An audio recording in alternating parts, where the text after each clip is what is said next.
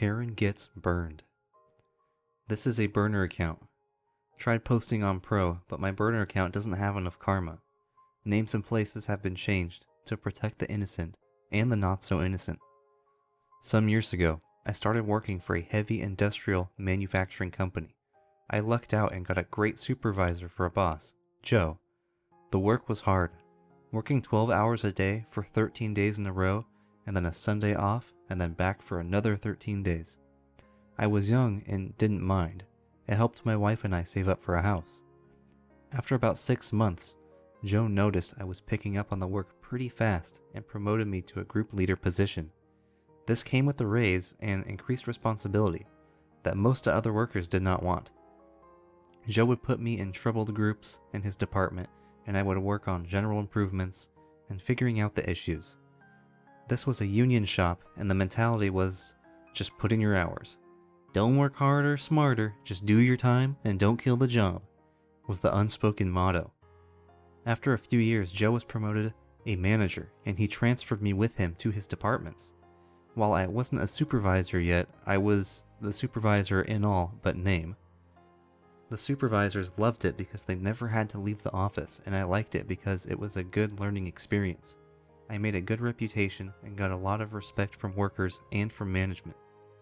Eventually, Joe's areas were doing so well he was promoted to plant manager. As before, he wanted to promote me with him, this time to a supervisor spot. We talked at length because the only supervisor spot open was working for Karen. Karen was a female, a minority, and a member of the LGBTQ community. She was the poster child on the company website of the inclusiveness in the workplace. Literally, her face was the one they used. She was also a freshly minted manager, and Joe was not confident in her abilities. But me, being the plucky go-getter with a can-do attitude, decided to take the position.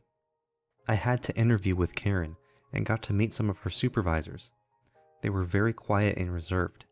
Once I was promoted, I worked in tandem with another supervisor, Chris. Chris was young, had one small child, and his wife was pregnant and a stay-at-home mom. During the first week, everything was going well. I was learning all the employees, getting to know the process, and getting my feeling for the area. During the second week, Chris's wife went into labor, and she had a hard time. Chris went on paternity leave for 6 weeks, and I was tossed into the deep end, in charge of the whole area solo, with 60 employees. I was barely treading water, but I was doing my best. When I would ask Karen for guidance or assistance, she would scoff it like it was beneath her and tell me, "If I have to do your job, then I don't need you." So I gritted my teeth and worked my tail off. My wife got me a smartwatch, and I was averaging 25,000 steps a day trying to keep everything running. We were holding our own, and employees all did what they could to help, as the satiation was not ideal for everyone. A few weeks in, I was reviewing some quality documents, and I noticed that one of the quality gates was not being followed. I emailed the info to the quality engineers, and they lost their minds. This was a 4-hour operation on a 20-hour part that we were skipping entirely. Turns out one of the reasons Karen got promoted was because she was running her depths so efficiently. Then it came to light that she made the decision to skip the quality process, saving that 20% of time. Except the engineers never signed off on this, and it caused massive damage control. The process had to be reinstated, and the parts that were never checked had to have warranty extensions. This caused the company to have egg on their face and Karen to look bad. During this time, Karen also became more vindictive. She would openly tell people she would never be fired and can do what she wanted. She would walk the departments, and if she didn't like someone, she would make the supervisors write them up by the end of the day. She wanted us to find a reason, and if we didn't, she would take it out on the supervisors. For example, forcing the supervisors to stay late to do inventory or something else menial just because she could. She would not let the supervisors make any decisions until she approved, so something like overtime had to wait for her approval, and she would not respond until the end of the day, causing the depths to scramble. Then if there weren't enough overtime employees to do the work, she would blame it on the supervisors. While the supervisors knew this wasn't right, we all needed our jobs and tried to do the best we could for Karen and the employees. We were mainly rodeo clowns to Karen being the bull. The first day Chris was back, him and I were both pulled into Karen's office. She started berating me on how poor of a job I was doing, making her look bad and how I never came to her for help. This made me speechless because of the previous comments she made and the fact that supervisor work was beneath her.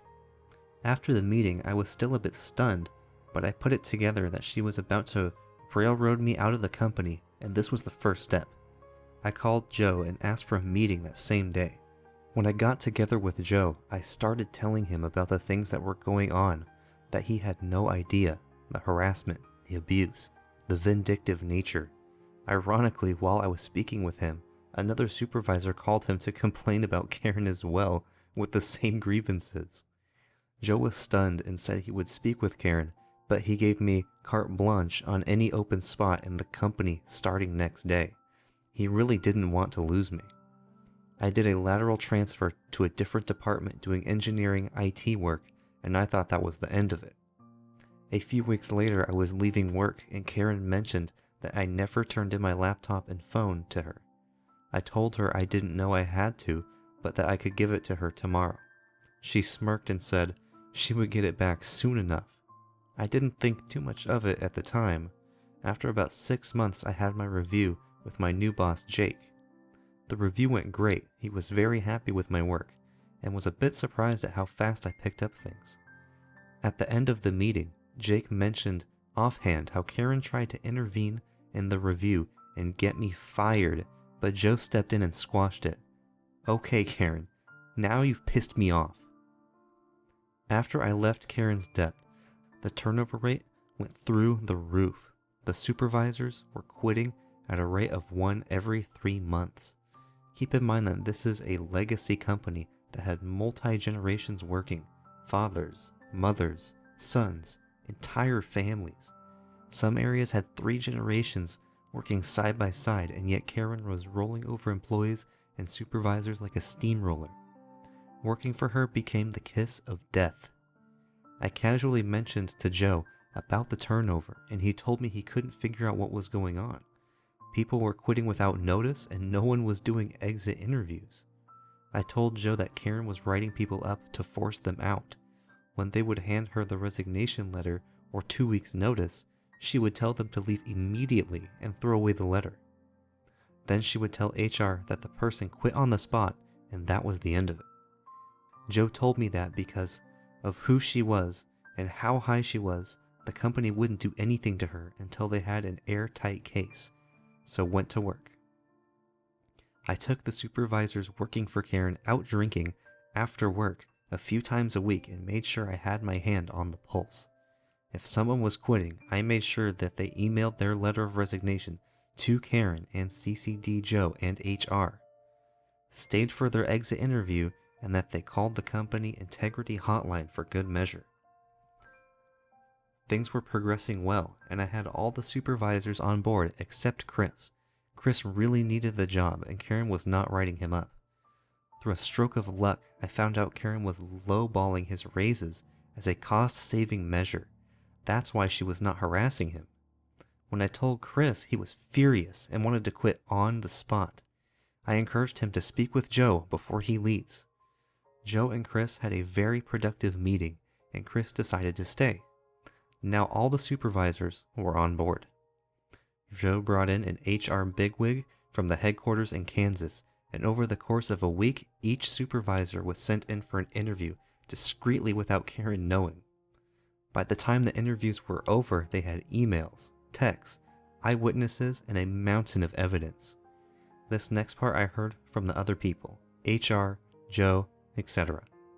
Despite everything, the company wanted to keep this quiet, so they brought in Karen and said they no longer needed her and offered a very generous severance package. Karen, being Karen, lost it on the HR people. She threatened to sue for discrimination and even called a lawyer. That's when the company pulled out the stack of evidence and rescinded the severance offer. After a few months, Karen found a new job as a plant manager in a different factory, and I found out where. I casually mentioned to the union reps at my factory where Karen was working and suggested that maybe they should give the union at the factory a call. She was fired within 3 months for employee harassment. Last I heard, she had to sell her house and move out of state to find a job. I hope you all enjoyed this video and this story. I found this one in particular pretty interesting, especially that last part when the original poster let that factory that Karen was working at know how she was and how she behaved and how she treated people. It makes you wonder how people even get to that point into their life to where they're acting like that. Well, I appreciate you guys watching. If you liked the video, leave it a like, subscribe if you want, hit the bell so you never miss an upload. Thanks guys. Peace.